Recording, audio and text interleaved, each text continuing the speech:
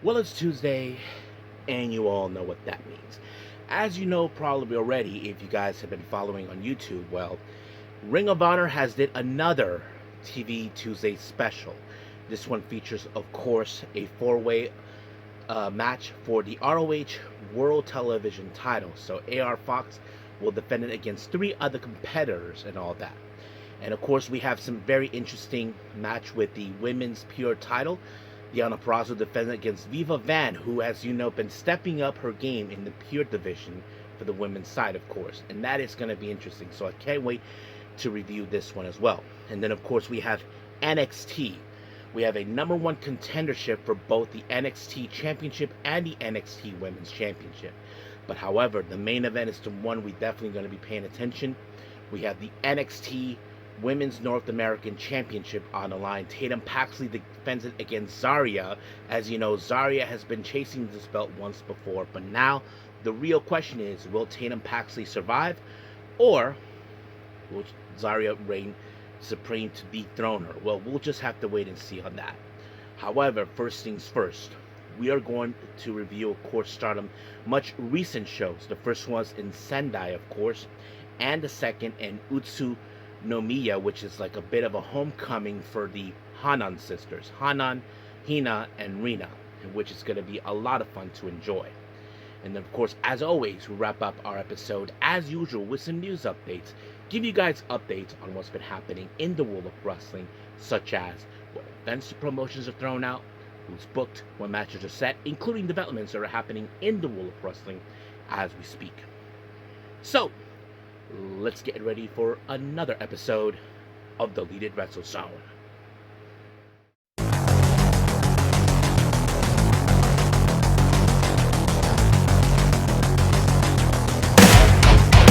Are you ready? Get up, get up! Get up, get up! Get up, get up! Get up, get up! Get up, get up! Get up, get up! Hey everyone, welcome to the Deleted Wrestle Zone, all things that is pro wrestling with AEW, NXT, New Japan Pro Wrestling, TNA, National Wrestling Alliance, various promotions, wrestlers, matches, and championships. I am your host, J-Rod here. So, if you are new to the channel, welcome. This is a channel we do a lot of pro wrestling reviews from various promotions, not only here in the United States, but also in Japan, Mexico, Canada, Europe, the UK, anywhere pro wrestling is not as big, but it continues to grow. We also, of course, do discussion videos, talk about various topics such as the wrestlers themselves, the promotions, factions, storylines, whatever we want to talk about. We also, of course, do more news updates. If certain information was unable to be on this episode, we can either put it on the next one or on a separate video by itself. We also, of course, do some real-time news updates to keep you guys on alert if something has happened in the world of wrestling that needs to be addressed ASAP. We also, of course, got the Unagi Sayaka Watch and various other cool wrestling content as well. So if you like what you see, please subscribe to us and click on that subscribe button. You'll be getting a lot of the reviews and other cool wrestling content as well. But if you like this episode, please give us a like on the like button or a nice comment in the description down below. Now, enough of the jibber jabbers. Let's get down to business. So let's begin, of course, with Stardom at the show in Sendai.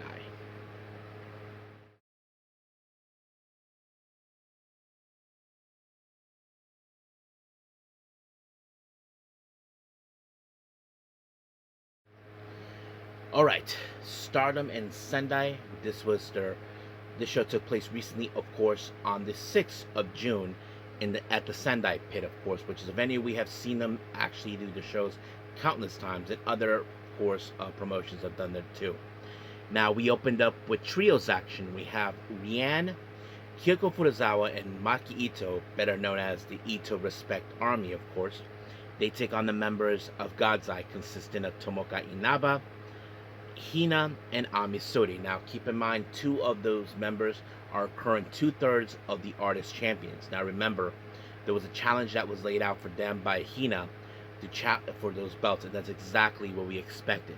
Now, of course, you can say it's like a bit of a preliminary match for these guys to prove themselves that they're worthy the challenge, and that's exactly what you expected.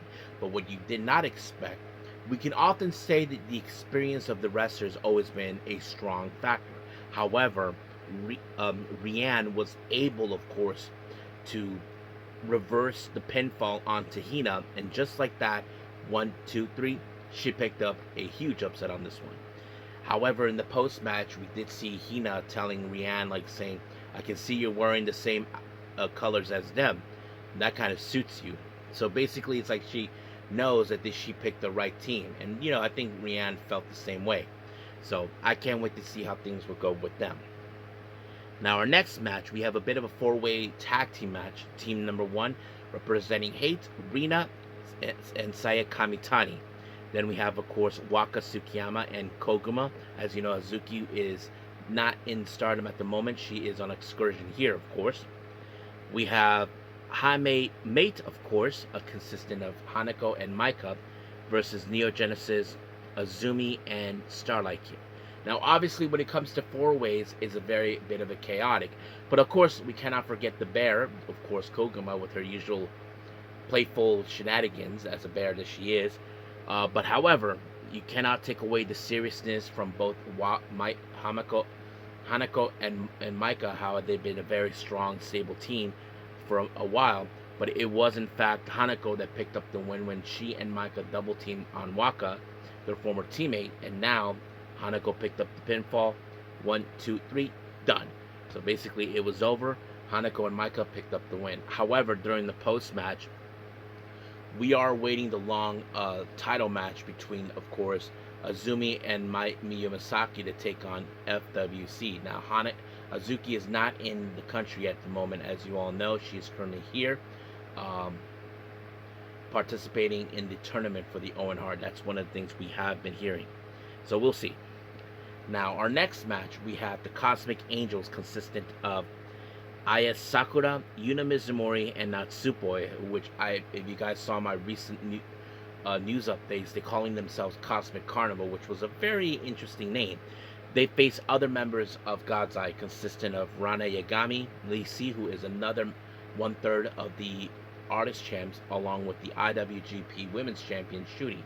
Now, of course, many of us would have assumed that in some capacity, that, of course, God's Eye would have picked up the win, because right now, they currently have some of the championships. I mean, the Future, the Artist, and the IWGP Women's title. However, that wasn't the case. It was in fact Sakura who pinned Lady C, and just like that, 1, 2, 3 is over. However, because of this win, this resulted for, of course, Aya Sakura to challenge for the Artist belts. But however, this led to, of course, for Ito Respect Army claiming that they are the ones that had the right, because they were nominated by Hina as their next challenger. So most likely we will have a three-way in some ways, but we'll see about that. Now, our next match, we have a bit of an interesting factor. Now, many of you who know this, MMI Shima, who is in fact a rookie, and not to mention the winner of the Rookie of Stardom tournament, faces against Neo Genesis. But however, before this, Azumi invites her to Neo Genesis. So I think this could be like a bit of a test for her to face someone who has been in that capacity as a rookie before. And I think it was a good thing for her to learn something. But however, we cannot mistake Amasaki's experience far more better than Maeshima. She was able to defeat her with the, of course, I think it was a Northern-like suplex. Not 100% sure, but it played pretty well. So basically, she picked up the win. And then we did see a post-match promo. I'm not sure exactly what was going on, but it seems like Neo Genesis are determining, do we accept MMI Shima as a full-time member of Neo Genesis? And I think she does fit perfectly with them. So we'll see where that goes from there, because there's only one person who's absent, and that is Mei Seta. We haven't seen her for quite some time, so we'll see.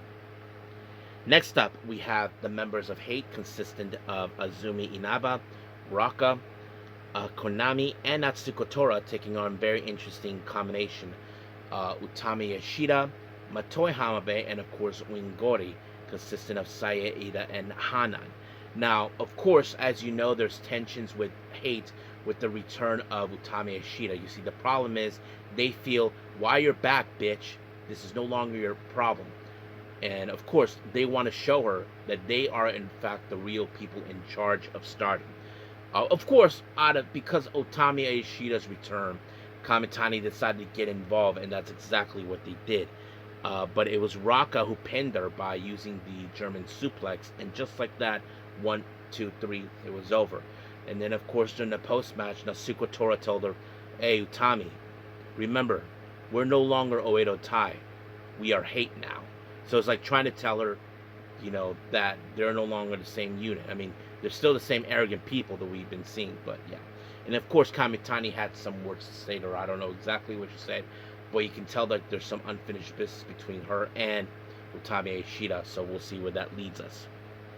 Now, our next match, which is our main event, we have Xena teaming up with the ladies of Mi Vida Loca, consisting of Akira Kurigani and Suzuki, taking on Ane Kanaya, the members of Cosmic Angels, Sayuri Anu, and our current World of Stardom champion, Saya Kurara. Now, this is considered a preliminary match.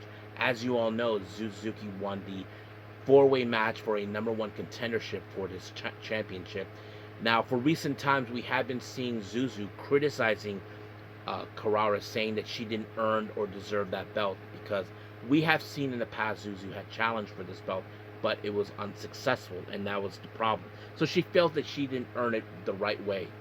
But of course, Kurara has been determined to prove her wrong. And that's exactly what she's doing. And of course, this match ended with Kurara applying a Tomekineki spear onto Kurugani, and just like that, 1, 2, 3, done.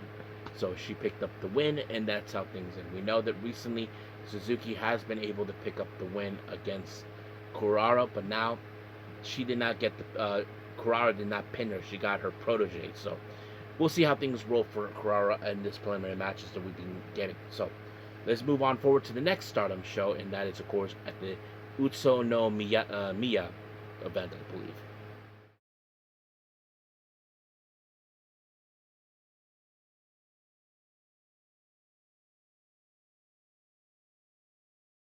Okay, we continue with more with Stardom, and this time they're in Utsunomiya, of course. This happened on the 7th of June. The venue was at the Light Club Utsunomiya, as the prefecture, I believe, is in Tochigi, somewhere wonder, which is, of course, the hometown, like the hometown or something from the Hanan sisters, Hanan, Hina, and Rina. So that's pretty much it. Now, our first match, we have Xena versus Maika. Now, apparently, this match was supposed to have feature Waka Tsukiyama in it, but apparently Maika pulled a double duty on this one, of course. Um, it was a very straight up powerhouse match, but for whatever reason, Maika decided to do the hip attacks, like the one where Waka's been doing to her opponent. She did that to Xena. But unfortunately, this match ended in a time limit draw after 10 minutes. So nobody wins, nobody loses. So this is something, of course, here in the States we would not tolerate. But that's how it is over there in Japan, in case anybody asks. Now, our next match, we have Ane Kanaya, the Cosmic Angels, of course, Aya Sakura, Yuna Mizumori, and Natsupoi. They face off with, of course, Neo Genesis, consistent of Miyu Masaki, Emma Maishima, Starlight Kid, and Azumi. So basically, I would say that Emma Maishima is possibly now a full-time member of Neo Genesis. But it was a pretty good match. But what I did like, as you know, they put the two rookies to face off each other. Now, I'm not going to say it's a good thing for obvious reasons. I'm going to say it's a good experience because it shows us, how much Emma Maishima has grown to become a rookie. Ane Kanaya, we know she is capable, but she hasn't picked up a big win just yet, and that's exactly what we all expected. But however, it was Maishima that applied a sling blade onto Kanaya, and just like that, 1, 2, 3, it was over. And then we did see a bit of a post-match promo from Emma Maishima. I don't know what she said, but it worked out fine in the end for her. Our next match, we have a singles match, of course, is Matoi Hamabe versus Koguma. Nothing too special, but of course, the one thing that I'm sure Hamabe needs to be more concerned is not to get involved with the bear pose unless you don't want to, because we have seen certain wrestlers that would not get involved, mostly coming from, of course, God's Eye, which they don't tolerate it. But Hamabe has not. Well, she acts like a member of God's Eye, but she's not. But she's currently not in any faction. But however, of course, she ended up being in a sleeper hold by Koguma, and just like that, it was over.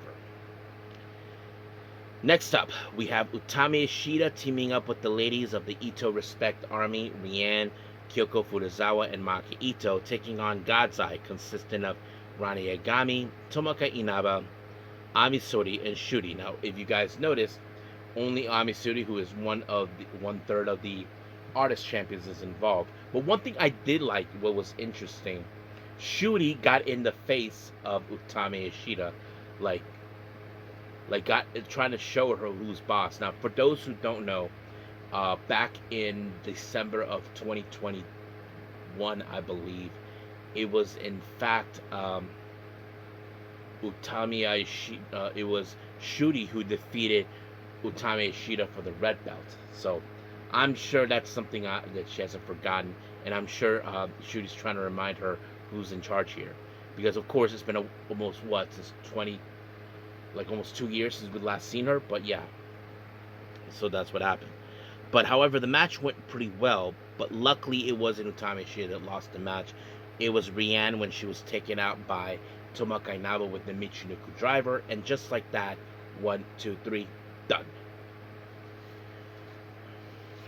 Now next up, we had the ladies from Hate, Azusa Inaba, Raka, Natsuko Tora, Sayaka Mitani, and Natsuko Tora. They take on the very interesting combination, representing, of course, Jaime Mate, consisting of Hanako and Maika. They team up with the ladies of God's Eye, consisting of the 2/3 of our artist champions, Lady C and Hina. And Hina is joined by her older sister, Hanan. So if you guys notice, yeah, you probably asked, why isn't Rina in this match facing off her two sisters? Well, she's in a separate match against Ida, but we'll get to that. Now, the match, of course, we all know when it comes to Hate, we've seen their usual tactics. They like to attack their opponents before the bell. They even try to soften them up outside the ring, through the chairs, through the audience, whatever weapons they can use. However, I'm sure they tried everything possible, but however, it was Hanan that picked up the win when she applied the 17 onto Raka, and just like that, 1, 2, 3, done, it was over. And then we did see, of course, a bit of a post-match from both sisters, Hanan and Hinan, which, of course, all of us are always happy to see. So, yes, and there's that. Now, our next match, which is a semi-main event, is Saida versus Rina. Obviously, when it comes to Rina, we know that she'll use her usual hate tactics to get what she wants, and that's exactly what she did. However, she even tried to spit in the face of the referee, which she's commonly been known recently the last couple of months.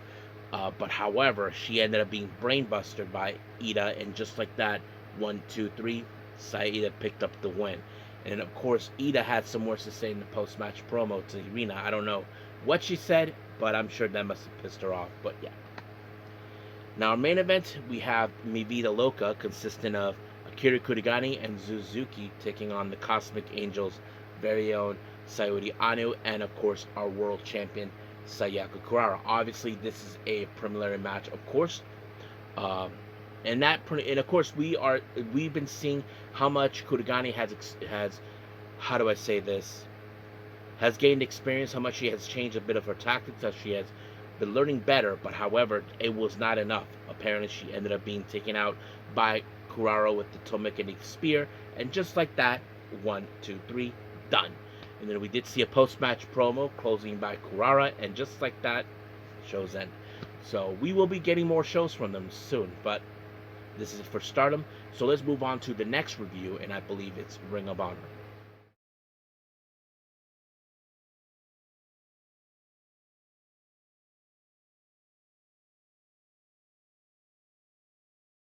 Okay, Ring of Honor. Now, I know what some people are going to say, J-Rod, don't you normally review this during Thursdays?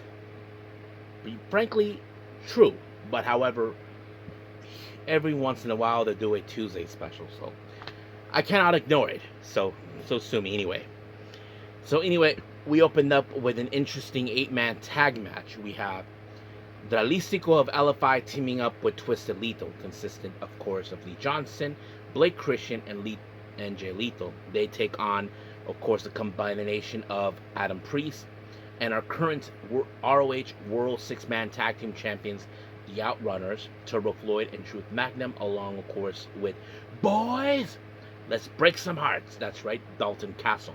Now, of course, obviously, for those who have been not following Ring of Honor of the late, well, Lethal Twist, as you know, are now aiming for the ROH of the World 6-Man Tag Team title. So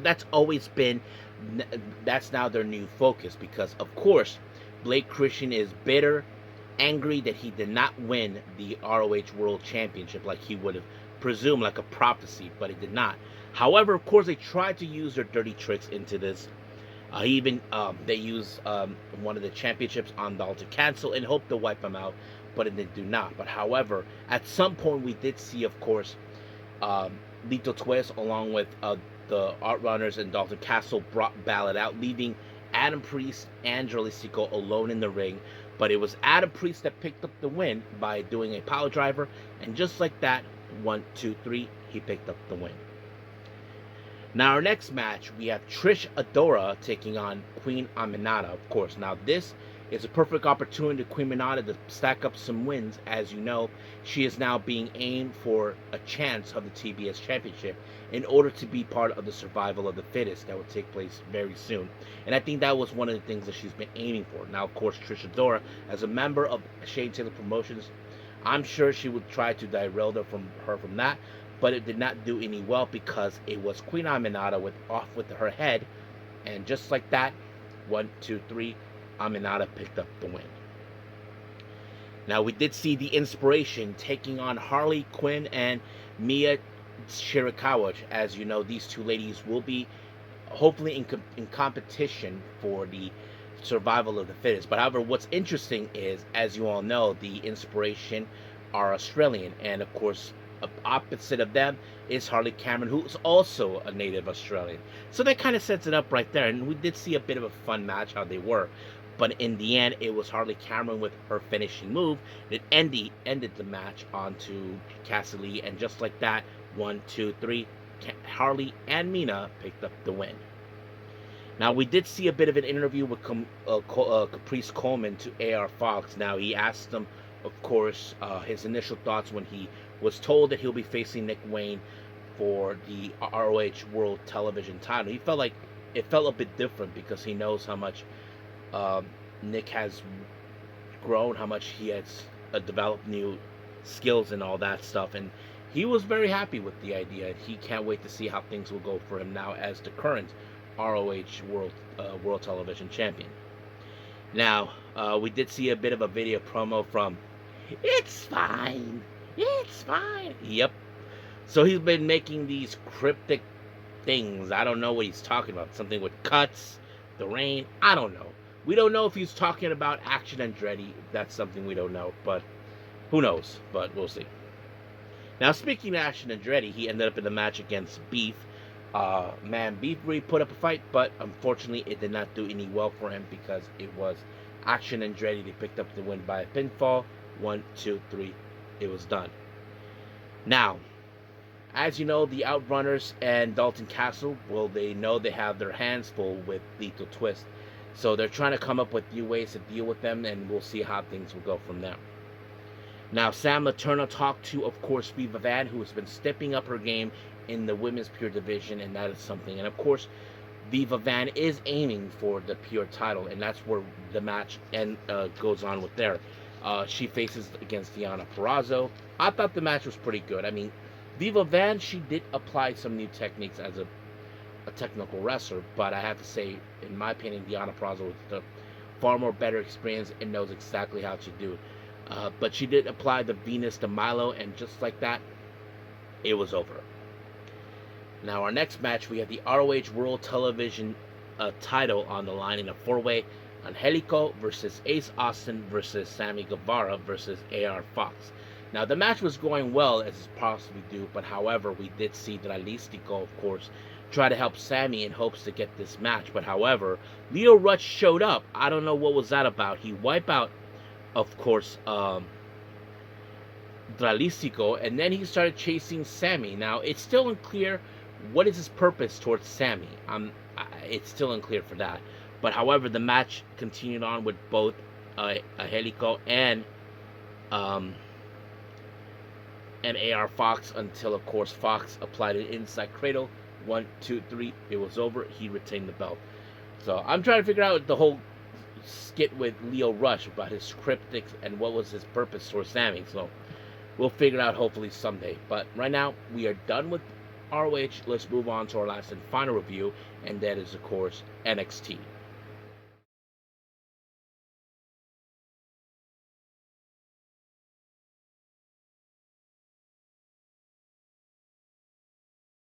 Okay, final review, NXT. We opened up with Fraxium, of course, Nathan Frazier and Axiom teaming up. They take on a very interesting team that's been mentor and student since they first met. We're talking about Romeo Moreno and Noam Dar. And I thought this match was pretty good. A good opener because you would think in some capacity, we know the Fraxium are a very good team. We know they have good experience together. But when it comes to Noam Dar and Moreno, they did not have that. But it seems like they got the hand of it. There were some good moments. But of course, there was those moments we've seen in the past where there was a bit of a miscommunication with Fraxium. That sometimes is a bit like the sign like, oh, someone's going to lose. But it did not. However, it was, of course, Frazier that picked up the win. They first applied a Phoenix Splash on Moreno, done by Frazier, but it was Axiom who was the legal person that picked up the win by pinfall. And then, of course, we saw a newfound respect between Fraxium along with Dar and Moreno. And it seems now they're saying that this is a team that they like, knowing they are learning some things. And I think they're feeling like, you know what, we were a good team here in NXT. I think you guys should go on forward together. And I think that's going to be good. Now, we did see Ren Sinclair and Kendall Gray in the back. Now, Ren Sinclair is concerned, calling herself a distraction for Kendall Gray because she knows perfectly well that Kendall Gray's objective is to win the NXT Women's title. And that's something I'm sure So she's saying, look, I'm going to focus on what I need to do because she needs to defend the Women's Speed Championship. So she's going to talk to Mr. Stone. And of course, Lola Vice was there telling her good luck, knowing too well she's facing in someone who is determined to win. Now, let's jump into our number one contendership for the NXT Championship. We have Mason Rourke versus Naruku. Now, of course, Mason Rourke has been showing his dominance since he first arrived, showing who's bad, and that sort of thing. And of course, don't forget John Cena endorses from Mason Rourke. Then we have Naruku, who's been acting up a bit weird, like was making sure that Tony D'Angelo never loses the belt, and that's exactly what we expected. Now, of course, we would have assumed that Mason Rourke would have been the winner, but however, Cam Hendricks showed up. I'm sure Hendricks is bitter and upset that he did not win the NXT title the way he would have hoped for, because Cam Hendricks, who thinks he's the much bigger star, was going to use the title or the chair in order to win, but it did not. But however, because of this distraction, it led for Naruku to apply the Enter the Biz, and just like that, he is our number one contender against Tony D'Angelo at the Great American Bash. Now, we did see, of course, Miles Bourne and Tavian Heights. It seems like they're going to for the tag team belts, but at the same time, what's his name? Miles Bourne is concerned about defending the North American title. And once again, the bit of the tensions between them because of that. And then here comes, of course, Vanity Project, because as you know, Jackson Drake might be aiming for that belt or so, because of course, he thinks that belt doesn't hold any value. But Bourne, of course, doesn't see it that way. But we'll see where that goes. Now, we did see, of course, Ren Sinclair talk to Mr. Stone, so it seems like there was an agreement for the women's speed title. And then she did saw, of course, Kendra Gray, who's on her way to her match, telling her good luck. So as you know, she was not there to ensure to be the distraction to cost her this opportunity. Now, jumping into that match, Kendra Gray versus Kalani Jordan. Now, Kalani Jordan once again tried to sneak up from behind, but it failed miserably because Kendra Gray was smart enough to know that Kalani Jordan would do whatever it takes to win, and that's exactly what she tried to do. But however, Lola Vice was in the back watching this. I'm sure she was trying to find out who will be the opponent she'll be facing at the Great American Bash, I believe. But however, you would have assumed that Kalani Jordan, who somehow always picked up wins by cheating, was going to have the upper hand. No, it was Kendra Gray with the shades of gray, and just like that, 1, 2, 3, she's our number one contender. So we'll see where that goes from there. Now, Blake, of course, did an interview with Tony D'Angelo. As you know, D'Angelo is fully aware that he's facing against Naruto, so he understands about his way to make sure he doesn't lose the belt. But now he feels that's out the window. Now we got the Great American Bash showed up. And then, of course, Naruto showed up and gives him an envelope and bowed to him. We don't know what's that significance, but we'll get to that.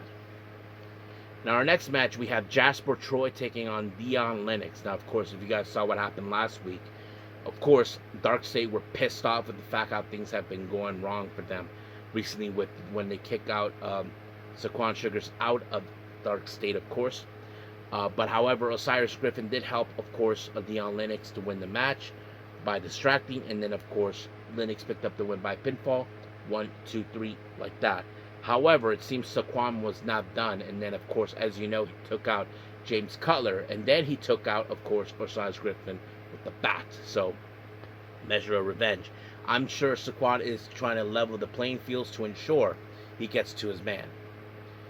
Now, we did see the NXT pageant that we've been seeing recently. In case anybody wants to know who's the winner, well, the winner is Shallow Hill. And, of course, Tristan Angels is probably pissed, thinking that he was a far more better than man. So, that sort of thing. So, it did not go as well. Now, we did see, of course, Naruto talk to Mr. Stone, telling him that, okay, look, it's now official. You are number one contender against Tony D'Angelo. So, things will go well. But he asked him, listen, what was in the envelope? An invitation. And he tells him, for what? Have a little meeting before we have our little get together before we have our big battle. And of course, Keanu Carver's like, really? That's what you're gonna do? So Keanu Carver has a problem with Naruto, the way he's acting up. But however, Keanu Carver felt like I should have been the one for that number one contendership. But however, it's not right now because they have to wait until then. So he did say he will give him an opponent to blow off some steam. Now, the Colony, of course, saw exactly what they saw. Izzy Dame just learned that she is part of the Speed tournament, facing off the Hell. But she's like, why in the hell am I in this? And Sean Spears tells him, look, I was the one who talked to Mr. Stone and look, I know things didn't go well, but if you had something, you put the Colony back on top. And besides, didn't you beat the Hell before? So she's like, yeah, you're right. So basically, she thought it was a perfect opportunity. Now, let's jump into the NXT Women's North American title. Oh, man. Zarya, she was, in fact, putting the hurt on Tatum Paxley left and right. Tried to dominate her, but it took at least 3 spears to put her down until she applied the F5. And just like that, 1, 2, 3, done. Basically, Zarya is the new NXT Women's North American champion. Now, there are some people that have been talking about, does this mean that Tatum Paxley is moving up the main roster? I'm not sure 100% yet, but we will see. If there's any information on that, I'll let you guys know. But for right now, that's how it ends. So, that's it for our reviews. Let's move on to some news updates.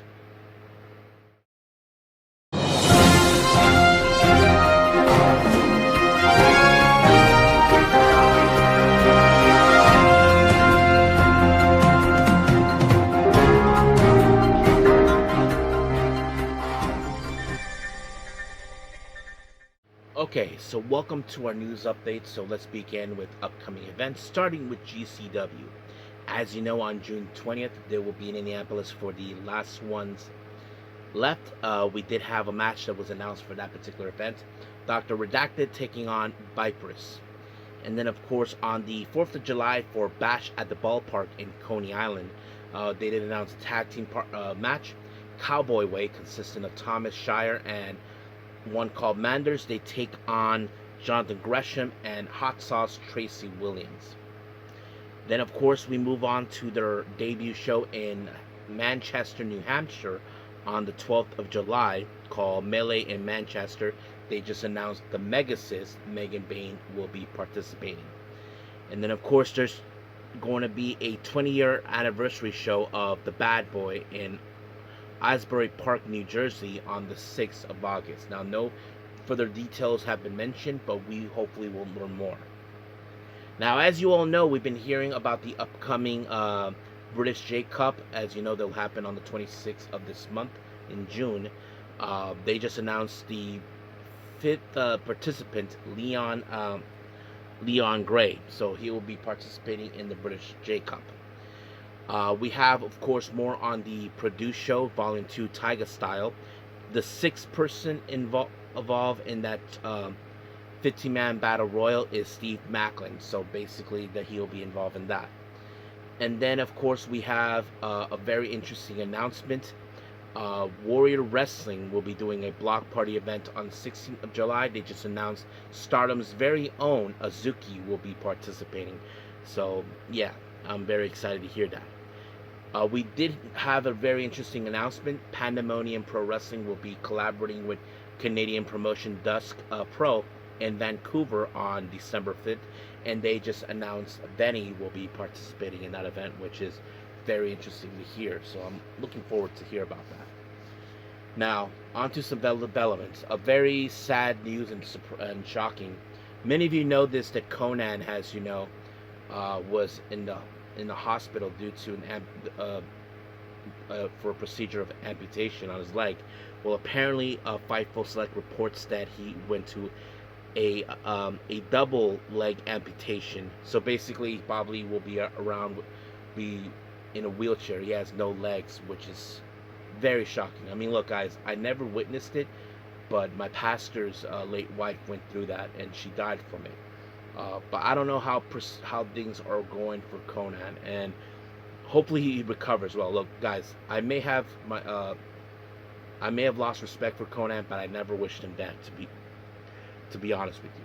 But I did hear that WWE recently paid for his medical bills, which I never heard them do anything. So I know AEW has done it, but I'm not sure if WWE find him like a valuable person. I'm not sure about that, but yeah.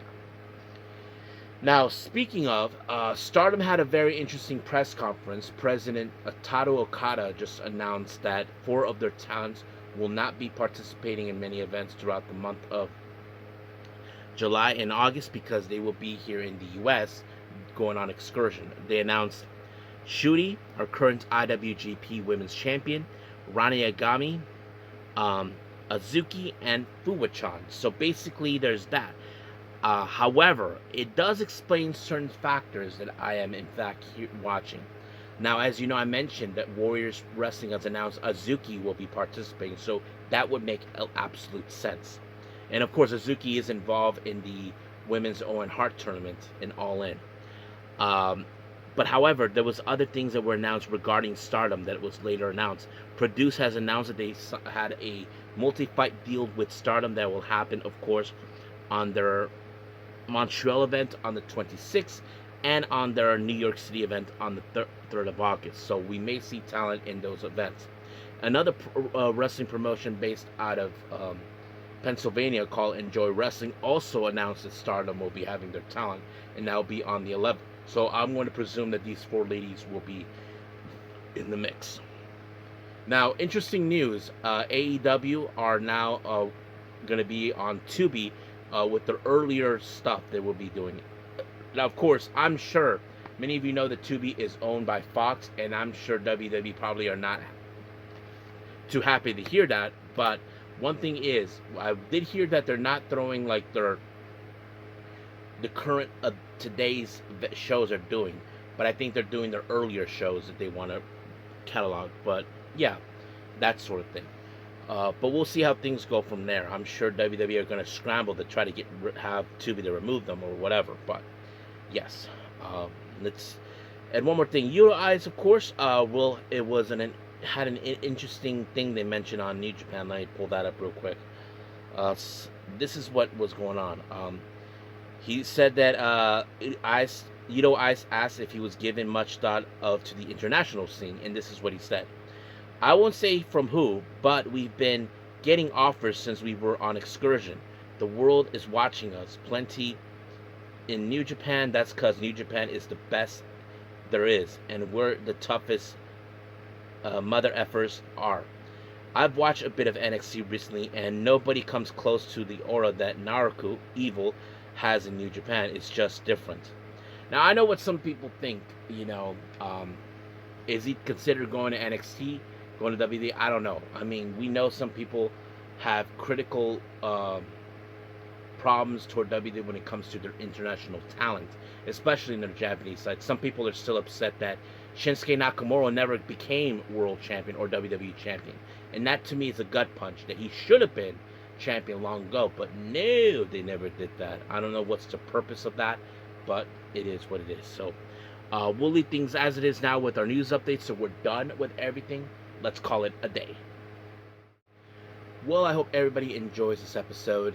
Coming up, of course, we have AEW and possibly AEW Evolve. I'm looking forward to it. Now, if there's any other events I might do, we'll see about that. But for now, the priority is Evolve and, of course, AEW Dynamite. Because, as you know, we probably are on the road to the, of course, All In. And we're looking forward to that. So, no, the Forbidden Door, then All In, I think. But yes, so we'll see how things go from there. But as of right now, I'll say this, that I will see you guys in the next DWZ time, same DWZ channel. I must bid all of you adieu. So, goodbye, and have a nice day.